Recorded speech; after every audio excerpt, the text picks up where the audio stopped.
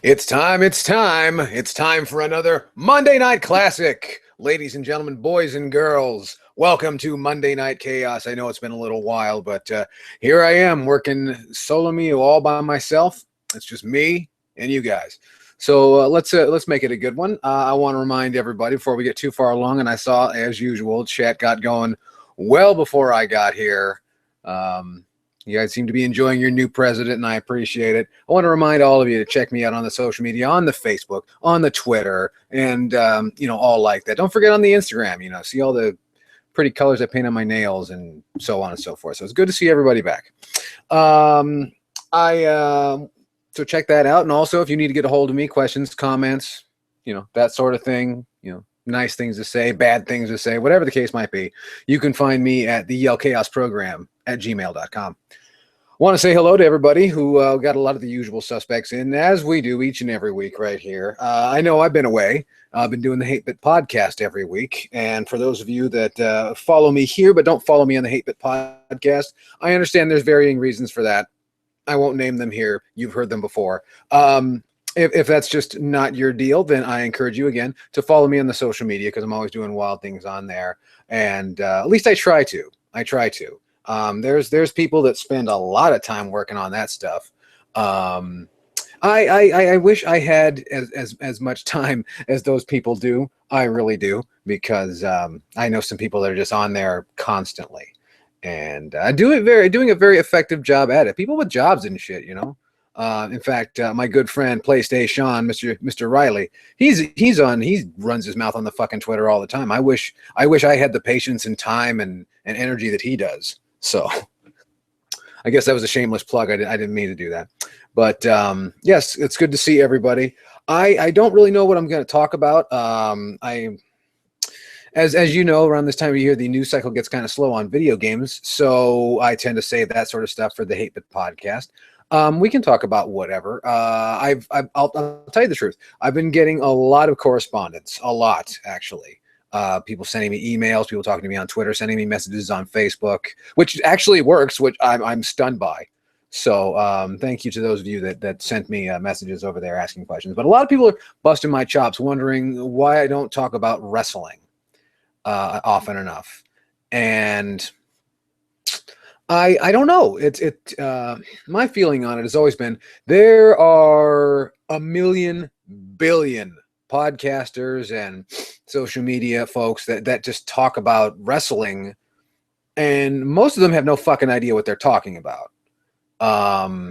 It seems like, and I won't name names, but a lot of them come from Scotland for some reason, and you can tell they don't like wrestling. That's not what they're about. They're about spots. I think they would be the kind of people that would go, to Universal Studios or a theme park to see like the Batman stunt show, shit like that. And that's not exactly what professional wrestling is, but it seems like that's what people want to see. Is they want to see people diving off of cages and setting themselves on fire. And I'm sure that has an audience, but none of that would ever convince me that it's a sport, nor would I ever pay money to see it. Anyway, but there is just an absolute ton of content providers who talk about and assume they know what goes on inside Vince McMahon's head, Vince McMahon's office, World Wrestling Entertainment, et cetera, et cetera, et cetera. When really they're just a bunch of, guys about my age and older who watched wrestling and decided that they were experts. But, I in the interest of full disclosure, though, that's how like Mike Tenay got in the business. That's how Dave Meltzer got in the business. That's how Bill Apter, all these so-called sources of professional wrestling journalism, that's where they come from. They were guys who sat on their ass and, did the tape trade thing, and slowly but surely managed to convince everybody that they were experts in this thing, in the same way that a lot of people have convinced you that they wrestle professionally, when most of them actually just take bumps off of ladders professionally. But that's another story for another discussion. So what goes on inside Vince McMahon's bedroom? Lou Pasillo's here because he's always here. He follows me around. Every date I ever work, It's fascinating to me. I want to talk about this for a second. I was thinking about this. Social media doesn't really fucking work. There's these people, and there's ways around that, absolutely. But in its, the way it's designed to convince you that it works. In other words, like using it for your business and whatever in terms of advertising. It's definitely rigged in favor of the social media sites, obviously. But it's interesting because Lupacillo can find me anywhere I am, even if I don't share it. I've been on other people's podcasts and I've done, things here and there. Lupacillo's always there. I don't know how he does it. I wish more people did it, but that's not really always a good thing. Maybe. Don't know. But I just wanted to share that. So anyway, that was just my feelings. Really, I don't know really what I would say since so much is said about professional wrestling. Especially when, it's in kind of a down state. Well, not really. I mean, it depends on whose side of the argument you want to believe. Lupacillo has a chaos compass. Oh, well, fabulous. But what can we talk about today? A good friend of mine asked me if I could talk about my favorite wrestling matches. And now I realize I probably should have sat down and wrote some stuff out and thought about that for a little bit instead of just waxing off at the top of my head. But also I'll take any questions you might have if that's the case. But what goes on inside Vince McMahon's bedroom? Definitely not sleeping. I understand that Mr. McMahon does not sleep because he considers it a waste of time, money, and energy. And that's the kind of guy that is grandfather to Triple H's kids. A guy that doesn't sleep and won't stop lifting heavy things. Anyway. I guess I could just rap about that, actually, about my favorite wrestling matches. A match that I don't talk about often enough. And if you guys get bored, please feel free to tell me. A match that I enjoy very much is and one of my favorite feuds, actually, I don't know if I've talked about this, was the WrestleMania 10 opener of Bret Hart versus Owen Hart, which I think was an absolute. Now, I always say nice things about Bret Hart, but realistically, I adore Owen Hart, and I think that Owen Hart would have really been something had he, not for his untimely passing and his accident. But I really think that, in my opinion, that's one of the greatest openers to a WrestleMania ever. It was a great feud. Two brothers who, torn apart over jealousy, which, is interesting. I don't think that was the first time that had been done, but, it definitely helped save 1994, a year where not a whole lot else, happened. That was the year that, Randy Savage jumped over to the World Championship Wrestling. And so I think that was one that really was one for the books. And if anybody ever asks me, they say, what's your favorite match? If I can't remember, it's, I would say the WrestleMania 10 opener between Bret and Owen. Different from that. They had a big kind of throwdown throughout that year. But following that, at SummerSlam of '94, they had their cage match, which I understand was supposed to be a ladder match. And the more I sat and thought about that, I would much rather have seen a ladder match between Bret and Owen Hart than a cage match.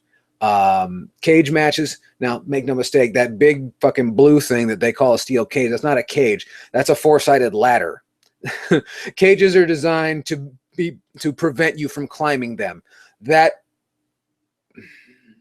contraption exists for the sole purpose of assisting you in climbing it, mostly because King Kong Bundy would have pulled a fucking fence all the way down.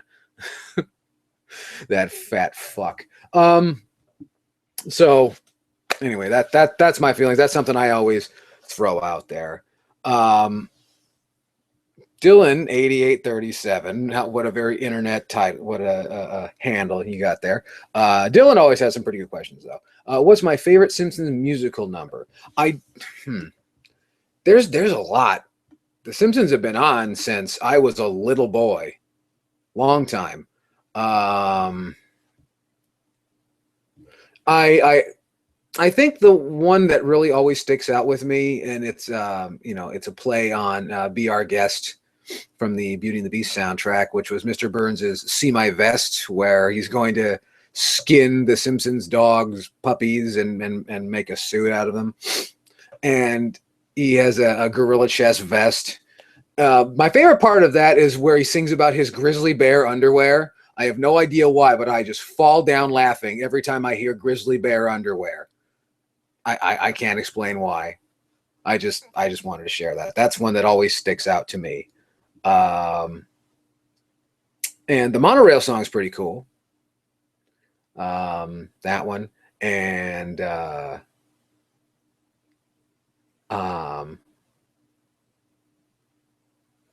was the one with the brothel? We put the spring in Springfield. That's the one. I'm sorry. I know I kind of paused there. I was struggling. Like, what was the name of the song? It's got got a huge hook in it. From when Bart goes to work in a brothel, and Homer sings a song, and a song called "We Put the Spring in Springfield," and it's it's filthy, and I love it.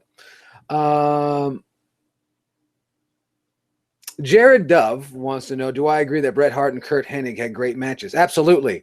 Some of the best wrestling matches in the history of wrestling matches, and some huge overselling on the behalf of Mr. Perfect. Bret Hart and Kurt Hennig had great matches. The one they did at SummerSlam for the IC Championship was fantastic.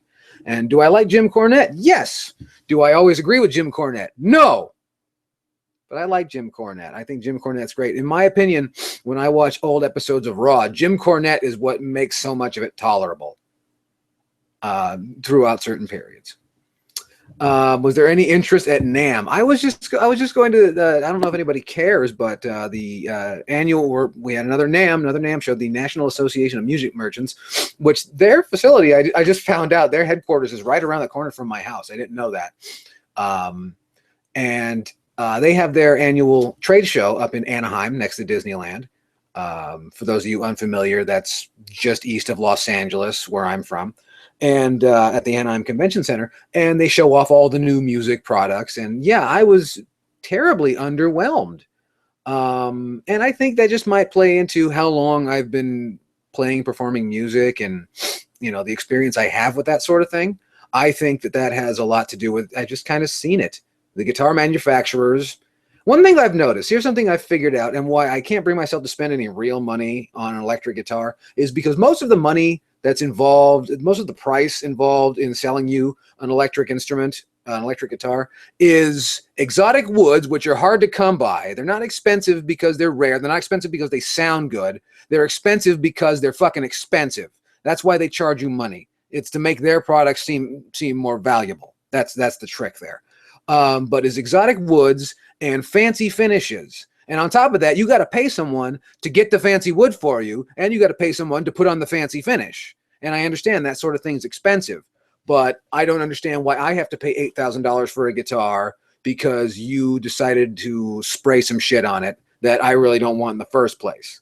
It seems like where the real progress, I shouldn't say progress, but is in electronic music. I understand electronic music product sales are through the roof. Unfortunately, they count a lot of sales on iPad and Android in that same, so that's kind of skewing those figures. I mean real hardware. Nothing against, iPads and all that sort of thing, but I mean dedicated music hardware. Even that is, I guess, doing quite well.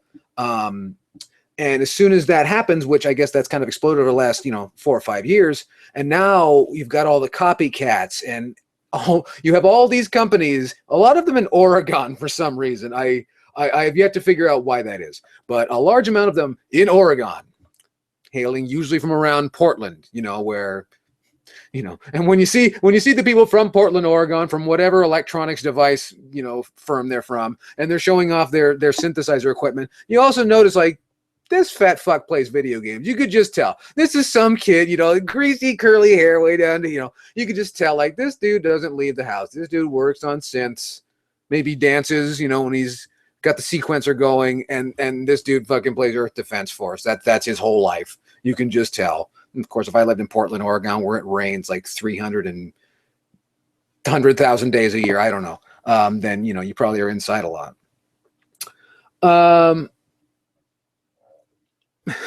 So anyway, it just wasn't exactly exciting, unfortunately. Not that I expected a lot from it, and I don't care, you know.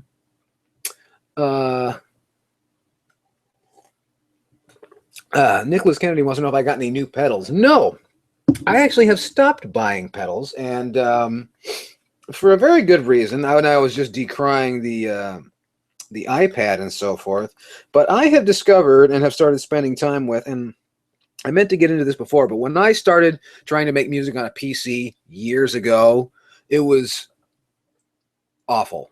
Just awful, you know, to try and amplify your guitars and all that stuff. Nowadays, that's all changed, and it's really great that now they have these things like this one is actually one of my favorites. This is Yonak's Tone Stack, and I'm able to plug my guitar and basically buy effects through here. I have not tried this in it's very stable too. I'm very surprised by that. There's another one that's kind of similar called was it Jam Up by Positive Grid, another, you know, amp simulator on the iPad, and I find that one just seemed to be not as stable. But these programs have kind of taken my money away from Guitar Center and kind of given it to them a little bit. And it's so great to be able to, you know, have these, or not necessarily have the hardware, but to be able to play and get these new sounds for only a few bucks. That's neat. And because, I mean, realistically, a lot of the pedals they sell are clones of stuff that Boss or DoD or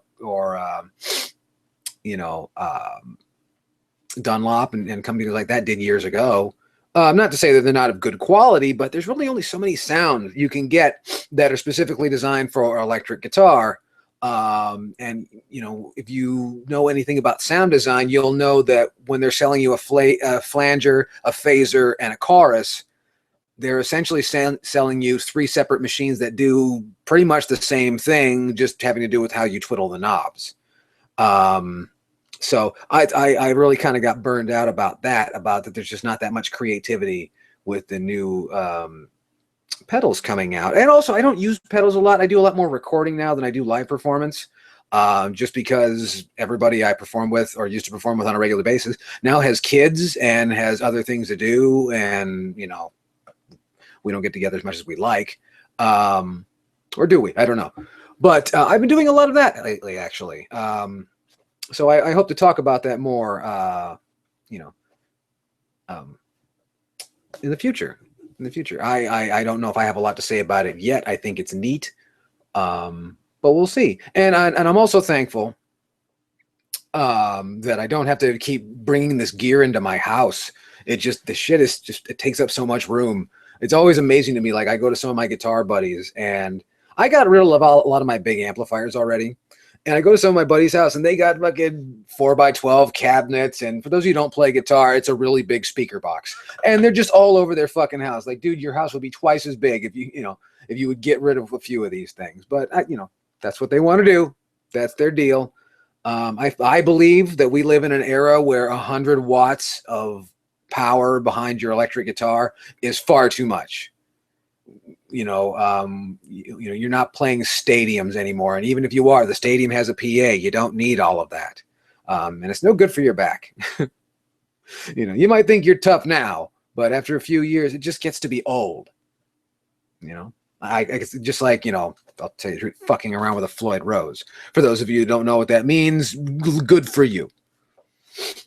Anyway, Dylan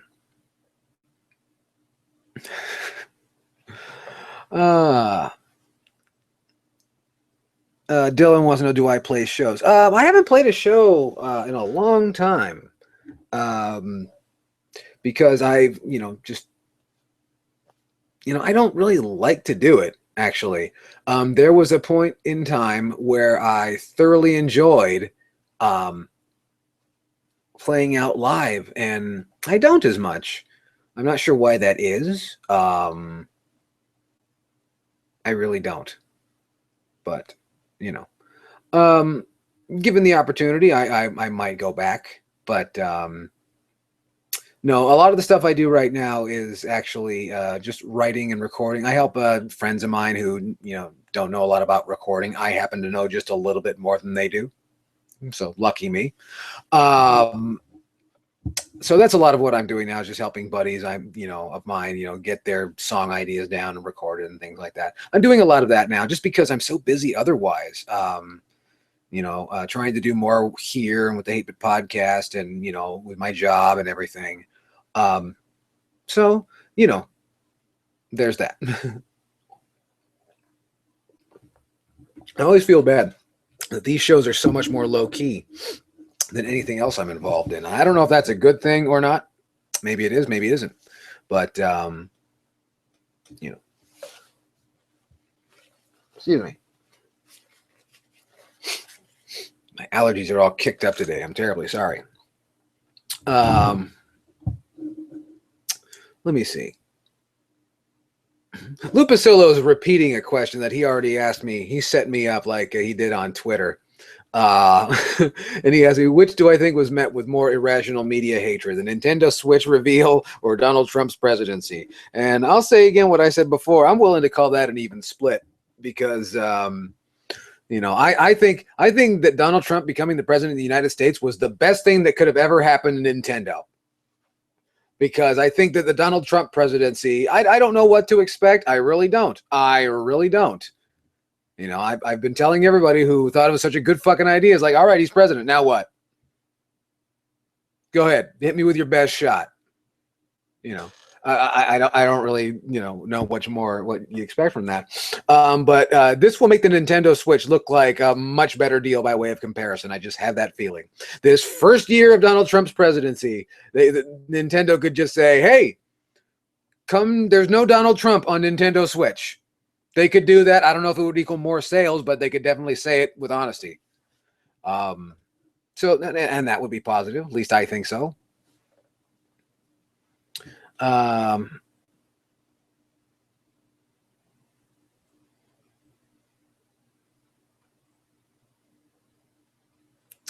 me see here. Nicholas Kennedy wants me to discuss how annoying the loudness war has become. What is the loudness war? Please explain to me, and then I will explain to you.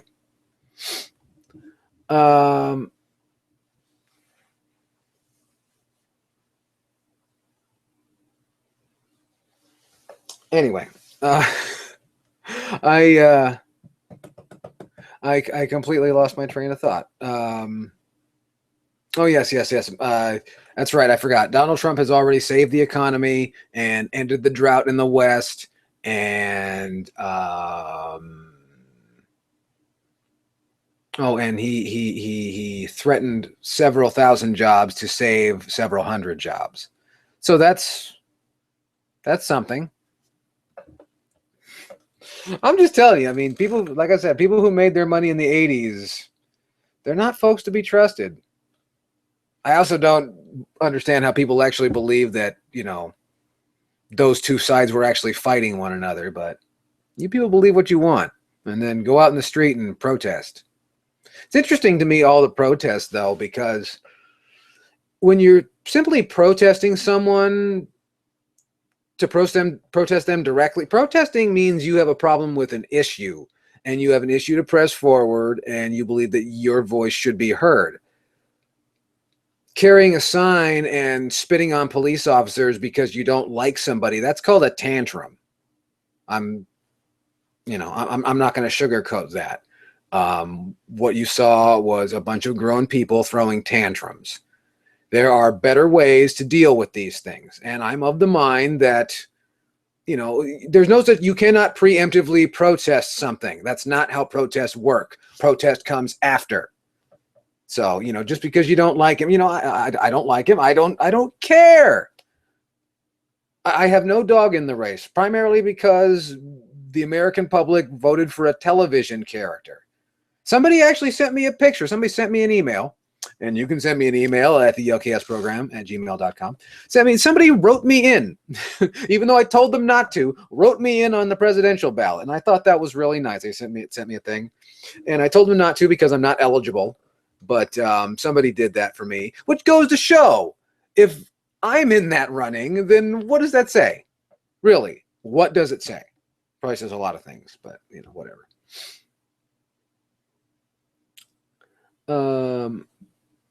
Jared Dev wants to know, who do I think cut the better promos, wrestling promos, Ric Flair or the Macho Man Randy Savage? Gee, you're talking about two very long careers and a lot of promos. I'd say Flair had the bloodiest promos. I think I would prefer Randy Savage, but I would say they were both equally talented, and they both had their fair share of promos that went nowhere and meant nothing. And they've also had their fair share of promos that went nowhere and meant nothing and still drew massive heat. So, there's that.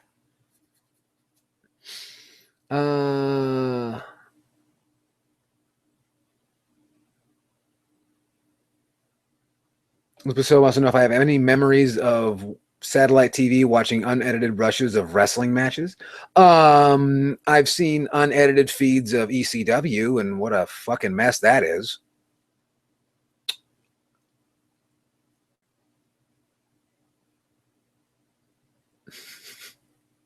And there's a discussion that they voted for Ronald Reagan. Yes, they did.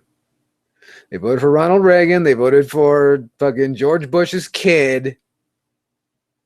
As long as you tell them that they get to keep their guns and they can go to church and they can stomp faggots, that's what they want to hear. That's what they love.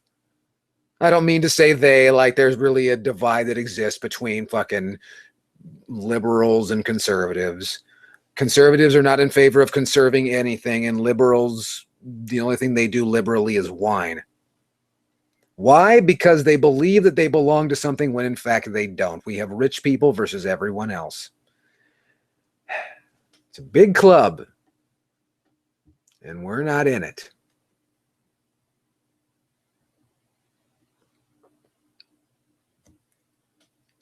Somebody's talking about the reunion tour. Dawkins having a reunion tour? I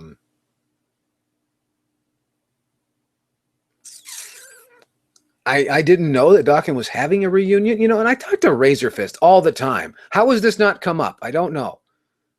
He'll probably tell me about it when we have a Hate Bit podcast on Thursday, if you didn't know.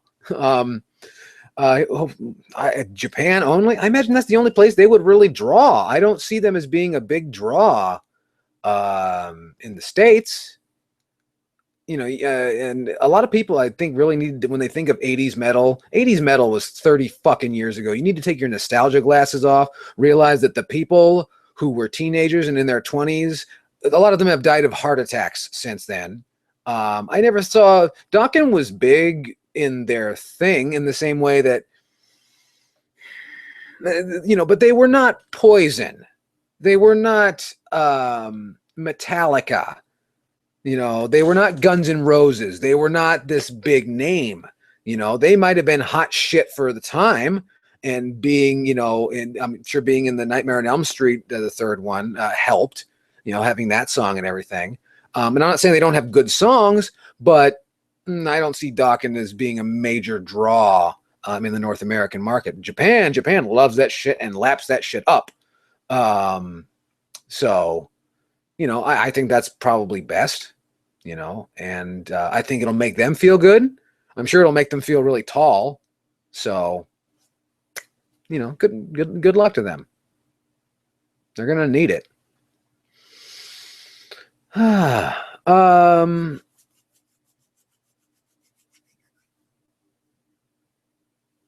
Nicholas Kennedy wants to know. Nicholas Kennedy's asking about when there was a band I wanted to see, but somebody slipped in the shower. I don't think it was somebody slipped in. I think it was, it was King Diamond. King Diamond fell down and broke his hip and couldn't tour. And I think it was right after he turned 50, so I'm sure that didn't make him feel very good.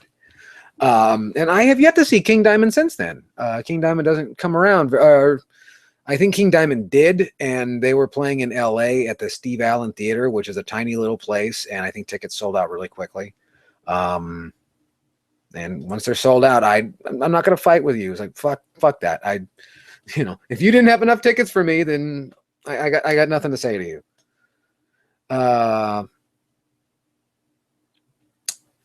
So yeah. Marvel Red says, did I pre-order the Switch or wait? I'm going to wait on the Switch. Just because I want to see these fucking things get into a store. That's something I really need to see. And I said I wasn't going to do this. But I feel like I'm going to rant a little bit. I'm going to fucking rant a little bit. I went out and did a little shopping and wanted to see what games were out and everything. And I'm still old-fashioned. I don't like to buy it on the internet. I like to go get it. And ask the man to get it for me. Because now that's what you have to do. You have to fucking stand there like an asshole while the man goes and gets the key, and then he's got the wrong key in his fucking vest and goes over there and comes back with the right key, and then he can't get it, and he's got to fight the goddamn thing, and then someone else has got to come over and open it with the key, and then they open the thing, and there it is, or if you're lucky. But Nintendo, I think it's Nintendo of America, is fucking up badly. Badly. Christmas was, if I'm not mistaken, a month ago. And you would go, at least in Southern California, I went to a lot of stores around my house just to see what was out. I didn't know if I wanted to get a game. I don't know. Also looking for that NES Classic, which came out 2 months ago, and I've never seen one in stores. I should have stolen the one I saw at Comic-Con. Probably didn't work, so it doesn't matter. But yeah, Nintendo stuff is really hard to come by right now. Xbox One stuff, if you walk into a store, a bunch of it will fall on you. There's plenty of Xbox One stuff out there. But yeah, and Nintendo stuff is virtually impossible to come by. Nintendo of America, I don't want to drop the elbow on, because I don't know the truth.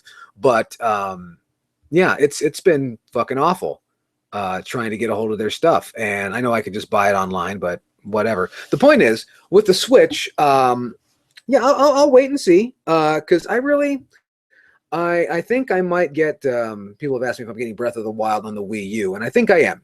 I think I'm going to get the Breath of the Wild on the Wii U. Just because, because they've been talking about this game for 7 years or something like that. Yeah, ever since before Skyward Sword, So I'll get it there. But we'll see. I'm gonna wait on the Switch. Because like I said, I just want to see these things in fucking stores before I get all excited. And I might not buy it day one. I would like to think they'll drop some announcements on a few more games before release day. I know it's only about 6 or 7 weeks out, but we'll see. That's just where I'm at.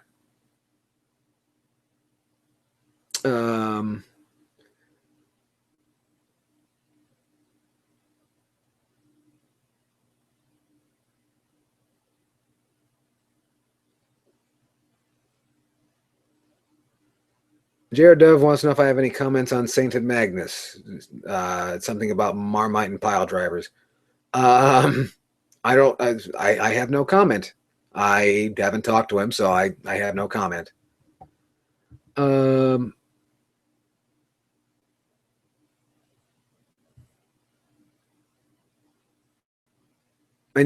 Lupicillo says I need a Pimp Bowser costume for this year's Halloween. Did you see that outfit they had on him? King Koopa straight up stole a suit off of Bobby Heenan. Did you see that? That was stunning. That's he's looking quite dapper in Super Mario Odyssey, which is one thing that I is probably going to push me over the cliff to get the Switch. If that game starts looking any better, that might push me over the cliff to get the Switch. So we'll see.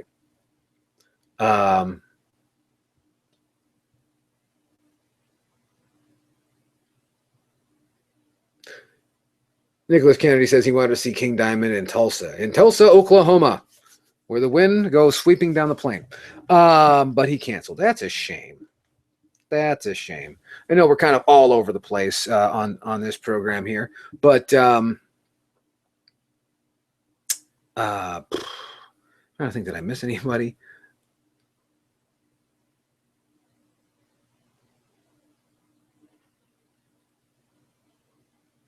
I'm sorry, I get kind of lost reading all the comments and everything like that because everyone's always got something interesting to say over one thing or another.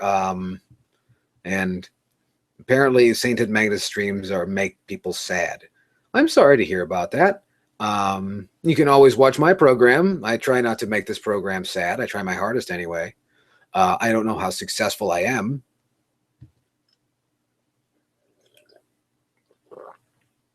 Oh, God, now they're talking about all kinds of terrible things.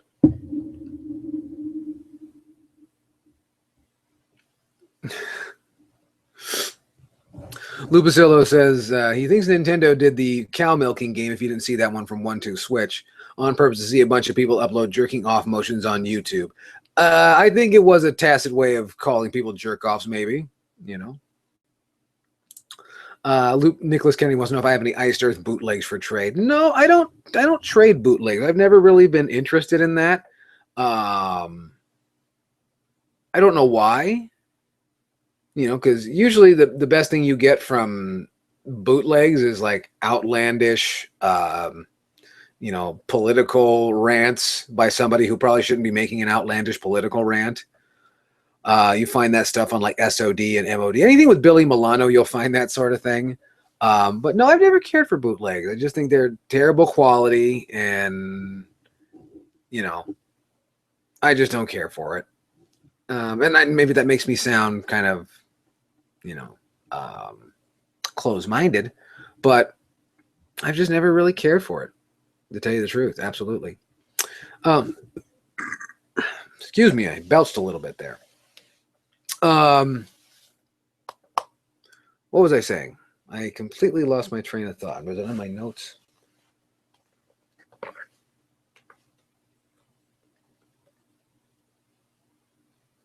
God damn it. Just when I needed to work.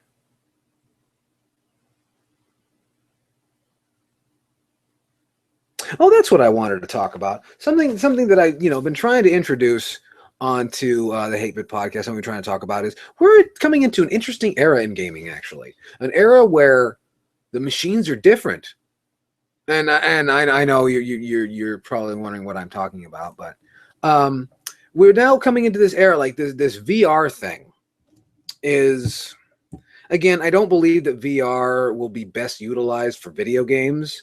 I think that's something that is probably going to be, best used for simulation and education purposes and all that. I've said it before, the VR that we're being pitched right now is not VR. It's a display sitting on your face that has gyroscopic controls that can follow the motion of your head. The ones I've used work. They do what they claim to do. Again, calling it virtual reality is, in fact, a misnomer. But I think that's interesting that we're coming into an era where, and when I say it's unfortunate, because anytime you say interesting, that means that you're bound to have innovation. And not to say that I'm opposed to innovation, but with every stab being made toward innovation, there are ultimately growing pains. And unfortunately, technological growing pains in recent years have become fodder for, I don't want to call them journalists. A large amount of the people that are called video game journalists are actually gossip columnists. And that seems to always be the talk. And I find that a lot of projects kind of get derailed and beat down by the media for really no good reason. And it's a really unfortunate thing. It's amazing to me that a bunch of fucking college kids with a piss poor website can do serious damage to the reputation of software development firms. And is it right? Is it wrong? I don't know. The fact remains, that's what it is. So it's just a shame. But we're coming into this era where, now we have the VR machines and games on mobile. And what I say by that is, a lot of the games that are turning up on your Android phones, your Android tablets, iOS, there's some great standout games on there. It's finally coming into its own, and I think that's really cool. Because I've been dipping into that myself.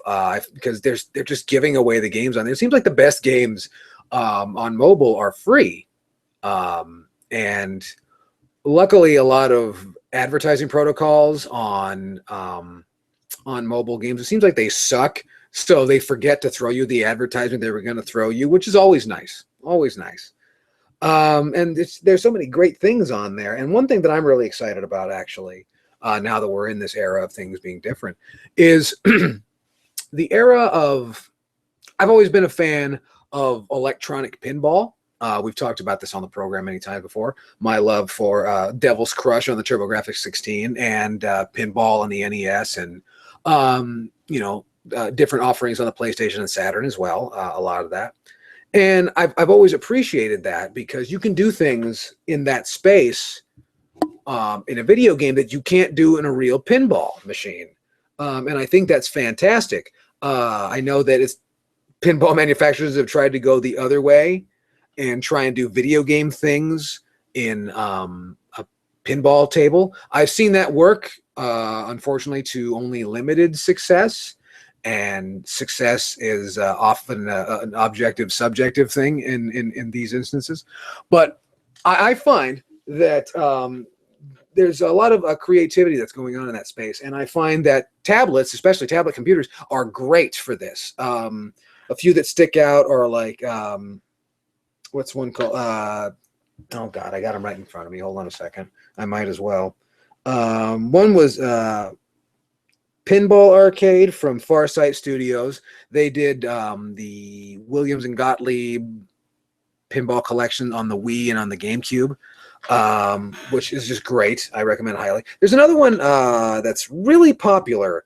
Damn it. Hold on a second. Oh, I can't remember off the top of my head. Let me hold on a second. I want to get it because I want to tell you my feelings on it, actually, and I feel bad I'm going through all of this. But we're doing this in real time, I guess.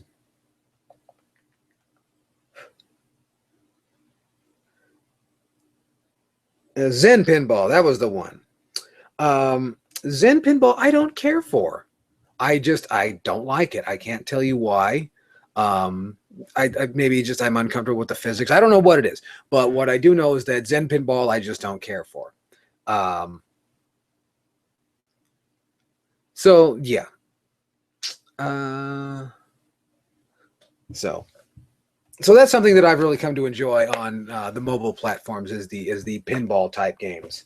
And I hope to talk more about that. Sorry. I hope to talk more about that in the future. I'm not really sure how to present that, and how to talk about that. There's plenty of people talking about mobile games too.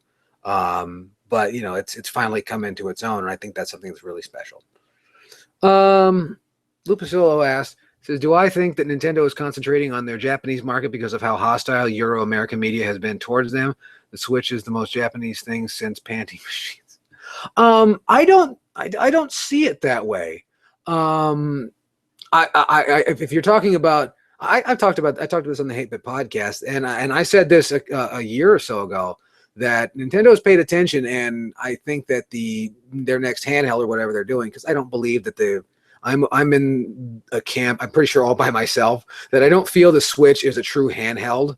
It is not the success. It does not strike me as the successor to the 3DS. It does not strike me as a machine that is going to convince all of the 3DS owners to upgrade or move on to that machine. And if you look at the way that the software stream is on the 3DS, it seems like they're going to try and keep the 3DS going for as long as possible, like they did with the Game Boy. At least that's just the way it seems to me. But I don't see it that way. If you're talking about all the RPGs and all the Japanese or the Nippon-centric software and some of that. I think what they are trying to do is they recognize that there is a whole group of people that Sony essentially tried to, cut their throats.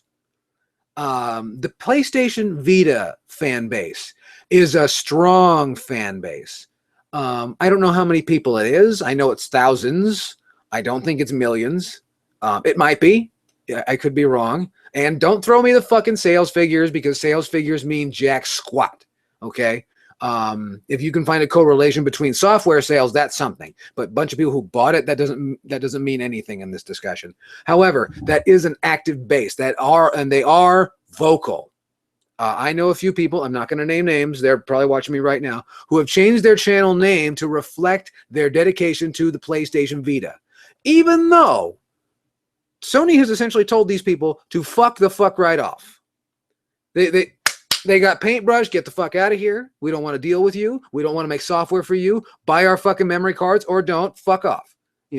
And that's the message that I got from Sony when the PlayStation Vita came out, and then they killed it shortly thereafter.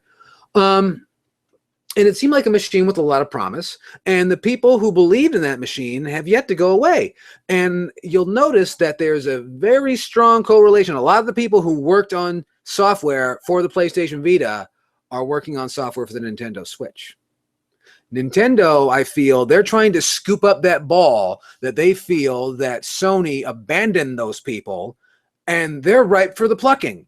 Those people need a new machine, because while PS Vita games, they're still, pumping out here. Well, I shouldn't say pumping, but trickling out here and there. And there's some people who have such a voracious appetite for video games. So those people need something.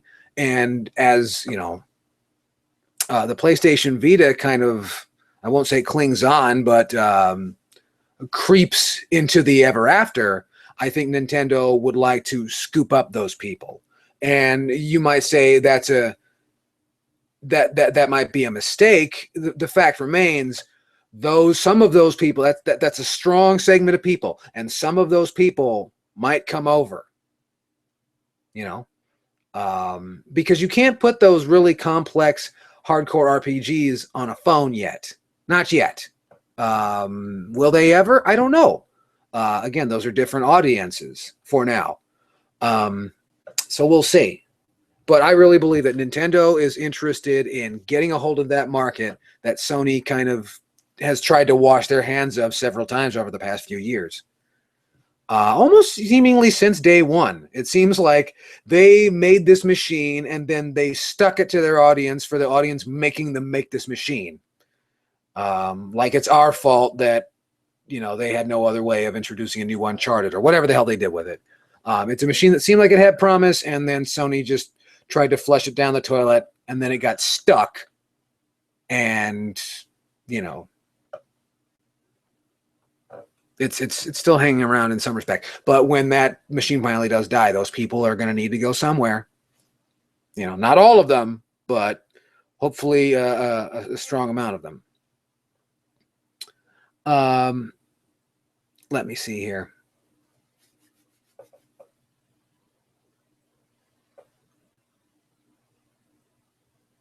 Nick Canfield says he knows I don't play these games that much, but have I ever been impressed with or enjoyed any mainstream or dude? See, I don't know what mainstream is, because if you throw sales figures at me, I would believe that mainstream is, mobile games and like Madden and FIFA and Mobile Strike on the iPhone and things like that. Those are the games that are selling huge and have money to advertise on TV, things like that. And the different versions of, so I don't really know, but the examples that Nick gives us are Call of Duty, Halo, Gears of War.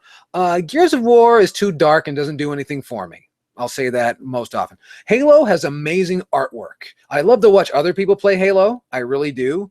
The art design and just the use of color is great. I will say this, in every Halo game I've ever watched or played, because I've played Halo 2 and I've played Halo Wars, I think. Just the way that I forget which studios did those games. but interesting use or amazing use of the way that they. I know this is, I guess, a small thing, but I've always loved the way glass looks in those games. It's just, they've got a very interesting way of doing things. But I just think the art looks great. Call of Duty, I guess it would vary from Call of Duty. I don't care for those games myself. But my brother-in-law, when he comes home from, and visits us from college, I watch him play. He's a fan of Modern Warfare. Again, Call of Duty, it's okay. Halo, I think, looks great, and Gears of War doesn't do a damn thing for me. Not a thing. He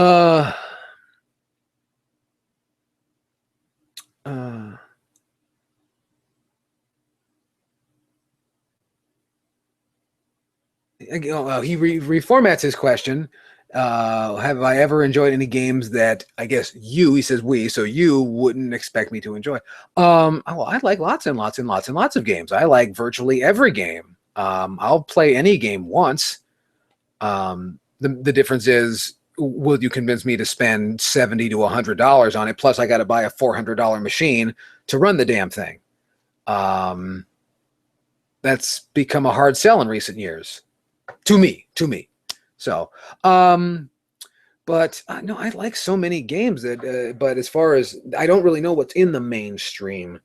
It's really hard to say, but in terms of on the consoles, those games, I have experience with all those games, and that's just the way I feel about those. If racing games are mainstream, then I enjoy racing games very much. I enjoy the Project Gotham racing on the Xbox. I'll play the new Gran Turismo when it comes out. These are not games that I feel I have to go out and get day one, especially because I know that they're going to get killed in the used market. So I can do that. But I enjoy those games, and I know I don't talk about that a lot.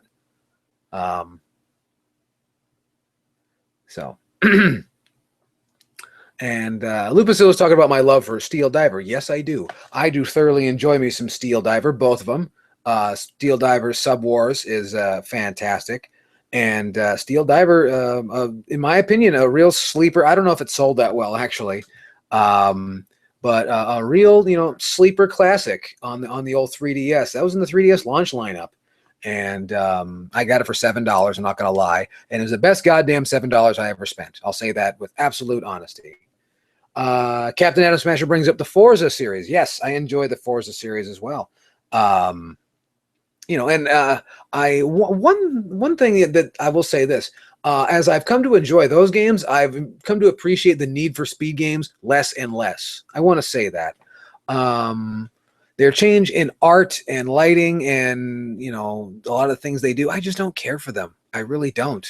I wish I did, because, they sound cool. And like the sound, that's one thing I will say about Need for Speed and games like that, in that vein. The sound design is amazing.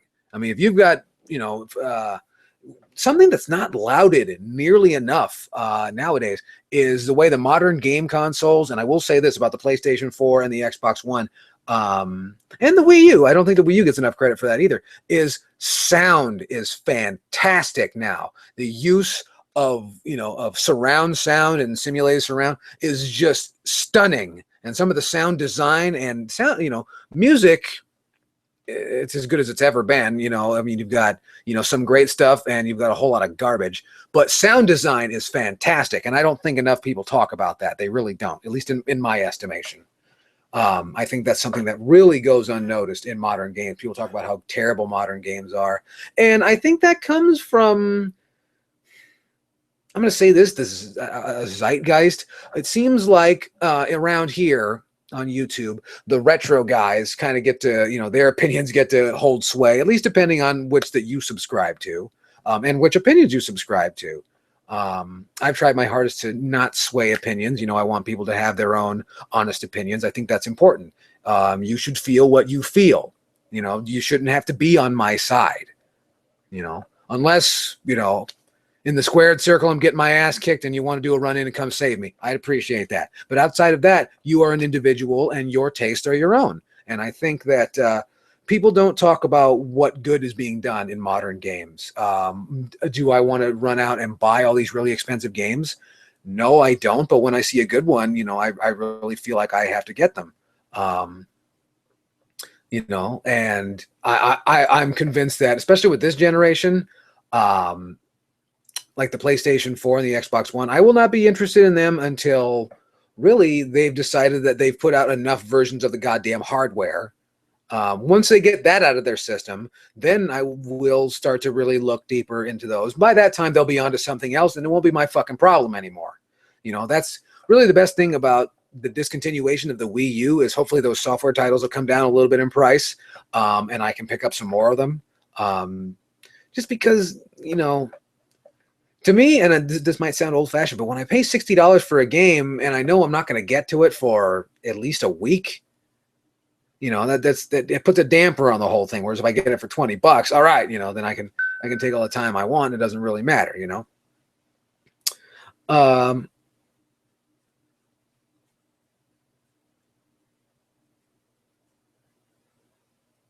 Oh, now we're talking about the sound cards on the machines. Okay, we could talk about that too. I don't know a lot about that.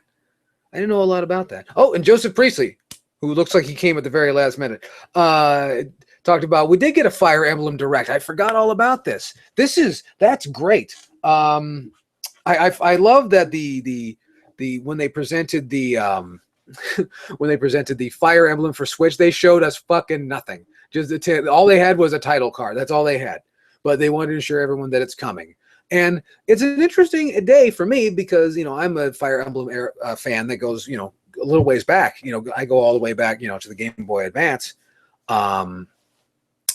And it's interesting for me that the Fire Emblem title is being looked at as a system seller to get an audience to adopt a machine. That's interesting. That really is how far we have come.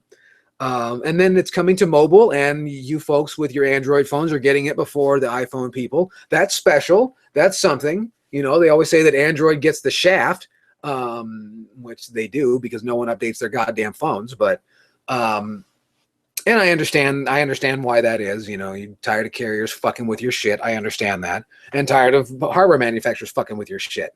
I understand that, absolutely. But yeah, coming to hold on, I got an itch. Coming to your Android phone, then eventually on the iPhone, which will be cool, I think. And then they got one coming for the 3DS, which appears to be an eShop exclusive, which is super cool. I love those eShop exclusives. I really do. Which I think adds a little further credibility to my feeling that they're going to push the 3DS a little while longer. It's still selling. I guess it sold very well over Christmas of 2016, this past holiday, which would explain why, shopping around. I for those of you who didn't see, I got my nephew Nicky. I got him his very first gaming machine. He's 4. I didn't know if that was too young, but that's right about the age I was when I got my Atari, even though that shit was old news by then. But I bought that for him, and I had trouble finding them anywhere. So I understand that 3DS sales were quite high. So there's that. Fire Emblem. I want to say that.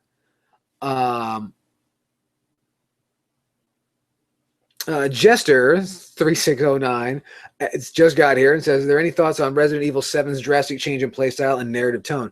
I feel bad. I haven't seen. I saw that they put out a trailer and I saw a piece of it, and I don't remember a damn thing about it, so I have to look into that. Resident Evil. Capcom's in a funny spot because for them, there's an old saying that goes, if you don't go away, then I can't miss you. It seems like there's a Resident Evil game every 4 months. Something Resident Evil. And it's clearly all these different games from all these different studios that are in no way connected except that they're published by Capcom. But they all have this name on there. And that they might be, decent games if they didn't have the Resident Evil title attached to them. I think that that's a series that needs to take a break, take a rest, and do something different. Instead of just whoring out this name to try and capture whatever is the in play style or in graphical style of the time. I think if they took these games and gave them different names, that would give them a marketing advantage to push out some new brands, because they don't have too much. That really I think Dead Island's theirs, and that's a terrible name for a game.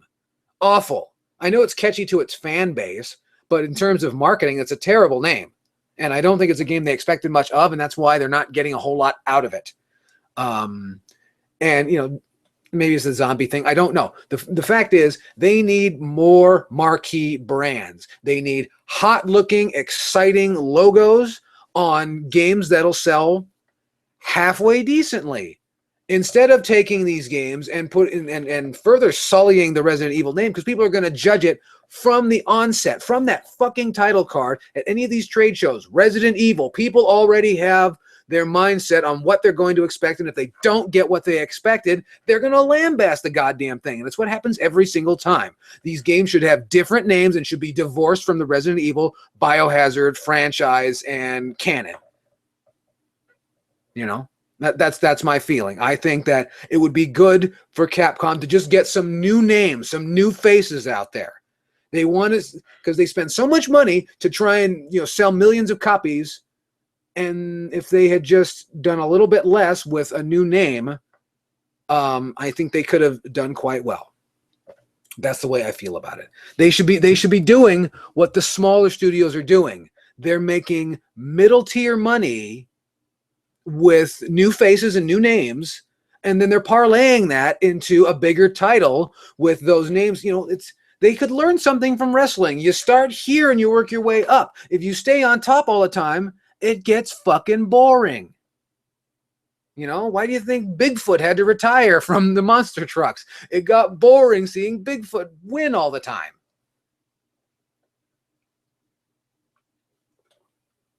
Lupacillo played Gunman Clive. Fantastic. Good for you, Lupacillo. Those are great games. I haven't got the HD version yet, the HD collection that came on Wii U yet. I don't know why. I think I just like it better on 3DS, I think. But yeah, those are great games. Check them out. If you guys aren't checking out Gunman Clive, do that. Check out Gunman Clive on your Nintendo 3DS. It's also available on Android and on your iPhone, and I think got the PlayStation Vita. It's like Mega Man in the Old West. I know I've talked about it before, but if you haven't heard me say it, then it's new to you. So check it out.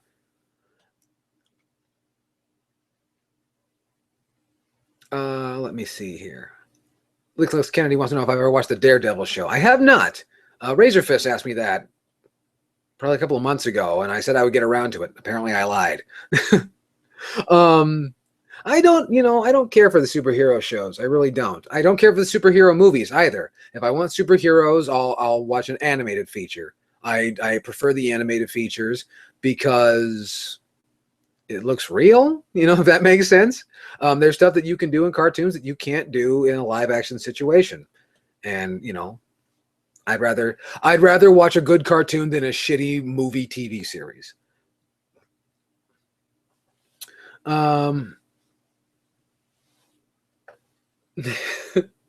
Jester agrees with me about Resident Evil reaching for that 16th championship. Yeah, you can only be the top name for so long, and then you gotta, tumble down, which they've done a lot of tumbling, and then you make your comeback. It takes time. I just think that Capcom needs money now, and I think they would be smart to take a lot of little money or a lot of medium money than to keep shooting for one big payday, because that's just how you end up beating up your body of work, and then you end up having nothing to work with in the future. So, and Kid Shoryuken gets here. And, I don't have him on this program because I figured it's too late at night for him to be doing this show. And it probably is. I think he's probably watching us with his beanie and his headphones on right now. So he's being real quiet. I bet you the wife's over there in the corner, But, I'm glad you made it, Uke. Thank you for coming.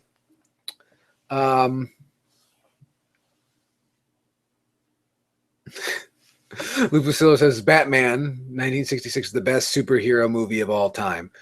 I imagine I would be able to argue with you on that, depending on what you want from best. I mean, don't get me wrong. I mean, it does have. It has Julie Newmar in it. Is it Julie Newmar or Lee Merriweather? I can't remember. It was the not so good actress Catwoman. I think it was Julie Newmar because Lee Merriweather wasn't very good either. And Eartha Kitt. Whew, I think she's dead now, but god damn, Eartha Kitt in the 60s. Holy smoke. Whew. Nothing like it. Nothing like it. Oh, it's 11 o'clock in the morning over there in Tokyo, Japan. I have my mistake. Well, I'm gonna have Yuka on here one of these times, make him, put him to work because he keeps telling me, he's gonna have me on his show, and then it never happens. Mostly because apparently, I don't know, things are terrible in Central America. That's usually what the case is, and I understand that. I really do. Well, I'm about to walk out of here. Now I'm taking pot shots at other talent on the YouTube. Oh boy. But anyway, what else are we going to talk about?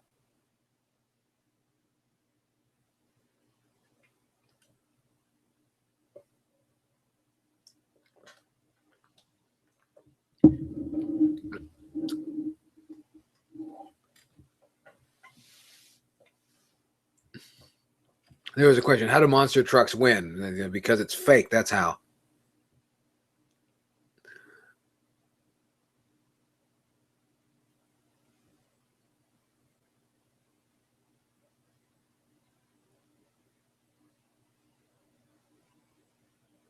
Shroud Misery brings up an interesting discussion point, talking about how they need more Resident Evil games like the remake of the first one.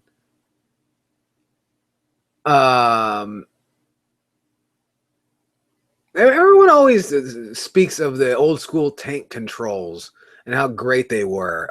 Tank controls are bullshit. I know that you're probably not going to want to hear me say that. People seem to prefer them. It's like you prefer them because of your nostalgia. To a modern audience, that looks like shit and is unplayable, or at least uncomfortable to play. Relative positioning in controls has never been a popular thing amongst, anybody, really. And there's different instances of that. Resident Evil, Super Sprint, those games like that. The RC Pro-Am, those kind of overhead racer games have relative controls. And I know that's, it turns people off. And I think they learn from that. So then he brings up the actual horror. It's like, well, I also think that when you say that, you're saying that you want something new, but you also want the same old shit. And I think that's a problem that that's the problem that we talk about with Resident Evil, is that people have their expectation. If their expectation is not met, then it's fucking garbage. And then you'll recognize that it was actually pretty good 10 fucking years down the line when you're in your 30s or whatever, and you have a chance to go back to it. But, because you were so goddamn cool when you were in your teens or your 20s, you're beyond that sort of thing. It's, again, as I've said before, the Resident Evil name, it's kind of a curse. It's unfortunate. It really is. That's just my thinking. And then PlayStation, who's late again, and he said he wouldn't like it. He said he wouldn't even be here. And you know what? He's a liar. You know why? Because he's a faggot. That's why. That's right. I'm gonna talk about him. I'm getting my phone ready right now. I'm gonna talk a bunch of shit to him right now. So give me a second here. I'm gonna get on the Twitter and talk a bunch of shit to PlayStation because I don't know. It seems like the thing to do. Let me see here. Oh, he wants to know if I'll be shirtless. You know what? I'll tell you what.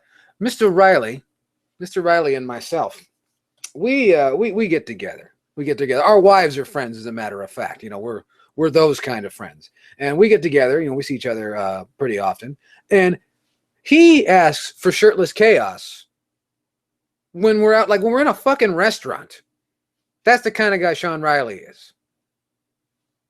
Just so you know, I want you guys to know that. What kind of social media presence is PlayStation Riley? The kind of guy that asked me to take off my shirt in a fucking restaurant. Why? Because he's got class, first and foremost, and he has good taste. I'm not taking that away from him, but I just think it's inappropriate in a restaurant, because, I think it was Chuck E. Cheese too. We were there for a birthday or something, and I don't know what his meaning was, but he's definitely an advocate of the shirtless chaos. So, and he's giving me props on my Metroid shirt. Thank you, Mr. Riley. Thank you very much. Now that I just talked a bunch of shit to you and your family and all that stuff. Oh, well, that's what I do, Good evening and welcome to Yell Chaos Buries the Universe. Let me see here.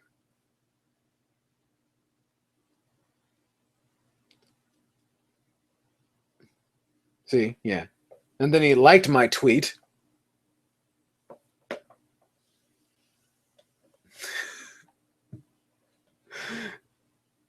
Oh, see, now he's all upset. Oh, he's all upset now. I got him all worked up. I wish he was this active on the YouTube regularly. This is what I have to go through. He's all worked up. He's all upset. Anyway, what else can we talk about? Otherwise, I'm gonna get it out. I'm gonna get out of here because I don't want to get boring. A bunch of people are saying too late.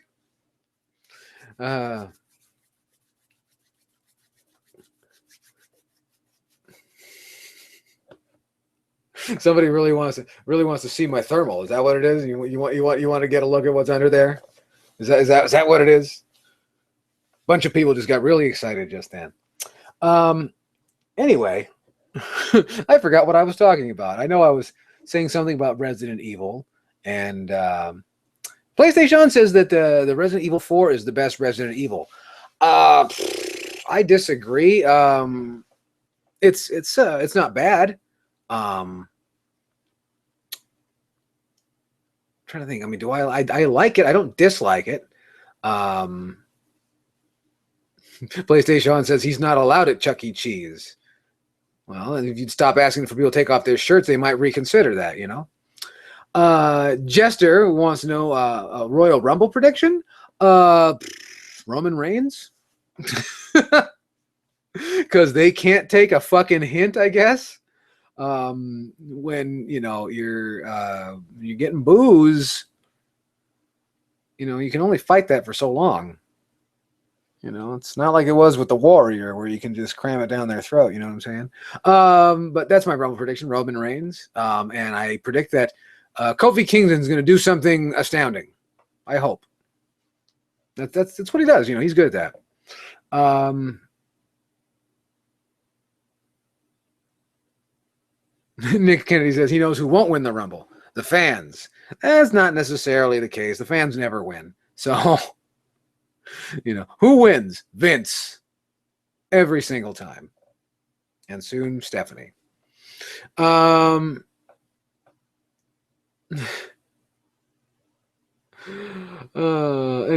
James Martinez wants to know my thoughts on the Resident Evil movies.